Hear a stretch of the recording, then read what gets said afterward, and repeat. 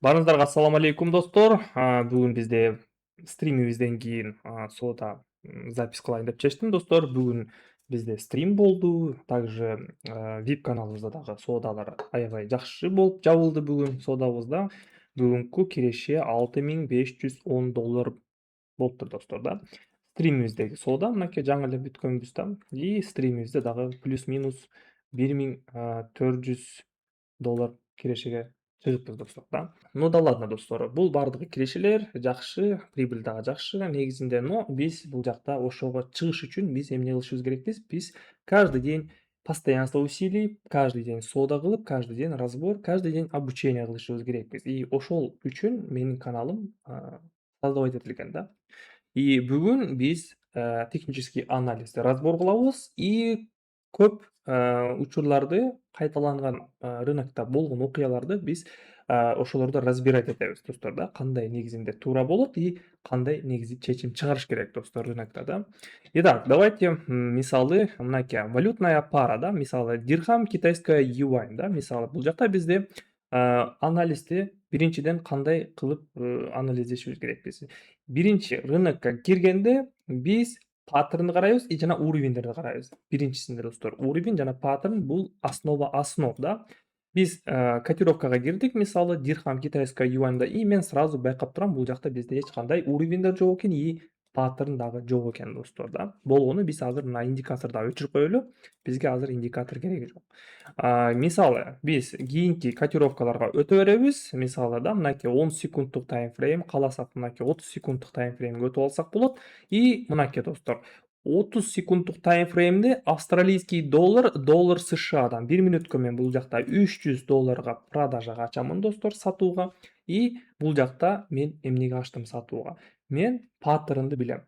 Паттерн бардык паттерндарды өзү негизинде ушул эле менин каналымда түшүндүрөмүн достор. Ушул эле каналымда көрүп үйлөнө берсеңиздер болот. И также негизинде самостоятельно баштабаңыздар и лучше VIPке кошулуңуздар достор. По поводу обучения жана сигналдар и биз менен командабыз менен кирешеге чыккыңыздар келсе, то пожалуйста телеграмга өтүңүздөр. Телеграмыбызда бизде обучениялар бар, сигналдар бар, 2 маал болот и также стрим дагы болот достор. Обучениялар полностью бекер достор. Болгону жазасыздар, ссылкалардын бардыгы ушул эле видеонун описаниясында болот достор. Катталасыздар жана ошол жактан телеграмма жазып койсоңуздар, обучениябызды сразу баштайсыздар достор. Итак достор, кайра биз котировкага кайтарылабыз. Бизде бул жакта австралийский доллар, доллар СШАдан дагы бир жолу перекрытие ачамын. Бизде минус болуп калды. Да, ничего страшного достор, минус боло берет. Рынокто без минуса не заработать деген сөз бар достор да. Без минусов плюс болбойт. Ошол себептен биз бул жерде догон ачабыз, суммабызды 2,5 эсеге көбөйтөбүз. Мен $220 ачамын. 1 мүнөттөн дагы 3 опцион сатууга ача беремин достор да. И бул жерден биз мен айткандагы деле рынокко киргенде биз биринчиден паттернди карашыбыз керекпиз достор. Паттерн бизде азыр данный момент 2 вершина болуп атат. 1 мүнөттүктө 30 секунддук таймфреймде бизде паттерн 2 тоо болуп атат достор. Мынакей. Биринчи тоо, экинчи тоо, мынакей. 2 вершина деп коет, 2 тоо. Бул момент график мындай ситуацияларда кайра падение болуш керек. Типа М, буква М сыяктуу да эле бизде бул жакта падение болушу керек достор да. И как раз бизде ошол момент болду. Бирок биз 1 мүнөткө ачканыбыз времябыз көп болуп калды достор. Идеальный точка ходаны биз 100% жакшы точкадан ача албайбыз. Ошол себептен биз соода кылып атканда максимум 3 попытка беребиз. Бир валютная парадан. Если биринчи попытка болбоду, жакшыраак точканы танда, суммаңды көбөйт, дагы бир жолу кир. Если экинчи жолу дагы болбой атса, анда үчүнчүсүндө жакшылап анализ кыл, жакшылап уровеньдерди кой, уверенсиң эмес, всё, кир. Үчүнчү попытка менен киресиң. Если үчүнчү дагы попытка болбой калса, анда кыжалат болбойбуз достор. Биз соодабызды токтото турсак болот. Кийинки сессияда келебиз. Кийинки сессияда кайра 3 сделка ачабыз достор. 3 плюс болсо токтотобуз. Если 3 минус подряд болуп калса, анда соодабызды дагы токтотобуз достор. Вот. Простой правило достор. Базовый минимум базовый схема достор да, трейдингде. И ушул схемаларды мен силерге түшүндүрүп атам да. Жөнөкөй сөздөр менен достор. Так, плюс кылдык. Кайра эле мен суммамды $100 түшүрөмүн достор. $100 түшүрөмүн и бул жакта плюс кылдык, всё. Анализибизди 100% отрабатывать эттик. Кийинки котировкага өтө беребиз достор. Кийинки котировканы дагы издейбиз жакшы моменттерди. Мынакей швейцарский франк, японская иена 1 мүнөткө могул жерде азыр сатууга ачсак болот да. Мисалы могул жерде бизде сопротивление бар экен да. 1 мүнөттүк таймфреймди өтүп карасак, бизде мынакей коридор болуп атыптыр эле могул жерде. Көрдүңүздөрбү? Бирок азыр бул коридорубуз пробой болуп атат. Мынакей пробой. И биз ушул жерден попытка кылып көрсөк болот сатууга ачып. Возможно, бизде бул жакта ложное пробитие дагы болуп калышы мүмкүн, достор да. Давайте 3 сделка менен сатууга ача берейин, достор. Попробуем. Бул жакта бизде скальпинг болчу экен эле мурда. Аябай жакшы моменттер болуптур эле мурда тарыхында. Мынакей көрдүңүздөрбү? Могул жерде уровеньдер деп коет. Бул уровень. Мурдакы тарых бул уровеньде, бул линияда мурда 1, 2, 3, 4, 5 жолу келиптир, достор.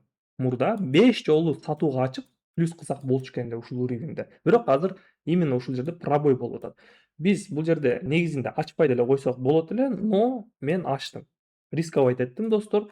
Бирок менин риским оправдывать эткен жок. Bunday моменттерде негизинде лучше кирбей деле койсок болот, но можем попытаться, достор. Кээ бир ситуацияларда ложное пробитие деген дагы болот да, мисалы. Швейцарский франк, мынакей уровеньибиз пробой болду и кайра резко падение болуп, кайра коридорубузга кирип кетет, достор. Андай дагы болот. Бул англисчасы англисча типа англистер айткандай нос Пиноккио болот, орусча бул ложное пробитие болуп калат да. Вот. И бул жакта бизде сделкабыз минуска жабылып калды. Мен дагы бир жолу перекрытие ачамын. $220 дагы 3 сделка менен сатууга ачамын. Экинчи попыткамды колдономун, достор. И бул жакта дагы уровень бар экен эле негизинде, достор да. Мынакей 2 мүнөттүк таймфреймди сиздерге көрсөтөйүн. Бизде бул жерде уровеньдер азыр иштеп атат, достор да. Уровеньдер. Мына могул жерде да уровень болуптур. Мына жашыл свечаны көрдүңүздөрбү? Могул жерде жашыл свеча келип туруп, кайра резко паденияга түшкөн. Всё, могул жерде уровень хоть какой-то бир свеча болсо дагы уровеньди белгилеп коюптур мурда да. Вот, ошол жерде уровень болуп калды. Визуально. Мынакей ушул уровеньге келди, мына жерге келди и резко откат боло баштады внизге да. И мен бул жактан, конечно же, дагы бир жолу попытка кылып атамын. Сатууга ачып атамын да. 15 секунд и пока что бизде сделкабыз аябай татаал болуп жабылып атат. Көрүп аткандай деле биздин кийинки уровеньибизге чейин келип туруп, кайра туруп калды, достор. Именно ошол линиябызда да. Мынакей 2, 1, 0. И бул сделкабыз бизде минуска жабылып калды. Мейли, достор. Биз үчүнчү попытканы да колдонобуз. $550 1 мүнөткө мен дагы 3 попытка ачамын, достор. Всё, бул азыр сделкам минус болуп кала турган болсо, анда менин соодам токтойт, достор. Менин соодам бүтөт, менин лимитим бүтөт, достор да. Всё, мен кийинки сессияга келем. Негизинде жана эле плюс кылсак эле биз токтоп калсак болот эле, достор да. Но если плюс болсоңуздар, да, 2 плюс кылсаңыздар, силер токтоп деле койсоңуздар болот, достор. Соодаңыздарды токтотуп плюстасыздар, кийинки сессияга лучше переносить этип койсоңуздар болот соодаңыздарды да. Вовремя токтогонду билиш керек трейдингде. Трейдингде вовремя токтогонду билиш керек и ушуну мен айткандагыдай кылсаңыздар бардыгы четко болот и кыйналбайсыздар, лудик болбойсуздар, азартка кирбейсиздер и жадность болбойсуздар и балансыңыздар көп убакытка чейин жетет, достор. 2 ай, 3 ай, 4 айга жетет даже. Ушундай соода кылсаңыздар да. Но, конечно же, бул соода менен алектенсеңиздер, хотя бы балансыңыздар хотя бы бир 500 же $1000 болушу керек, достор да. Так, сделкабыз плюска жабылды. Үчүнчү попытка менен биз всё же сделкабызды плюска жаптык да. Биздин кийинки уровеньибизден аштык. Всё, бизде бул жакта 2 стратегия иштеди, технический анализибизде. Бул жакта уровеньдерди колдондук и биринчи соода кылганыбыз бизде двойной вершина паттернди колдондук, достор да. Мынакей. Даже могул жерде бизде двойной вершина, мисалы мынакей бир валютная параны көрсөтөйүн. Мына могул жерде дагы 2 вершина болуп атат, достор да. Давайте попробуем могул жерде $100 ачып көрөйлү 1 мүнөткө сатууга. Менде бул жакта 2 вершина болуп көрсөтүлүп турат, достор да. Мынакей 10 секундтук таймфреймде паттерн деп коет, достор. Фигура, узор болуп калат рынокто. Тартылып калганда всё, көбү трейдерлер буну көрөт дагы, могул жерде 2 вершина болуп атат. Давайте сатууга ачабыз деп көбү трейдерлер ачат. Ошол себептен рынок көбү саткандыктан ошол рынок түшөт, достор да. Вот, ошол себептен паттерндер дагы жакшы өзүнүн жемишин берет, достор да. Но пока бул жакта бизде сделкабыз минус болуп калды, достор да. Кээ бир паттерндер дагы иштебейт негизинде. Но паттерн негизинде 70-60% вероятность, что паттерн иштейт. Понимаете? Биз 100% негизинде биле албайбыз и постоянно эле паттерндер иштей бербейт. Если постоянно эле паттерндер иштей бере турган болсо, анда баардыгыбыз эле миллионер болуп кетмекпиз, достор, да. Рынок тоже живое существо, постоянно рынок өзү билгендей жылы берет, достор, да. И кээ бир моменттерде, кайталанган моменттерде биз зарабатывать этип калсак болот, достор, да. Ошол трейдинг деп коет, достор. Краткосрочный волатильный рынокто кайталанган ситуацияларда биз акча иштеп калсак болот да. Арзан алып сатуу, кымбат сатуу, да. Вот.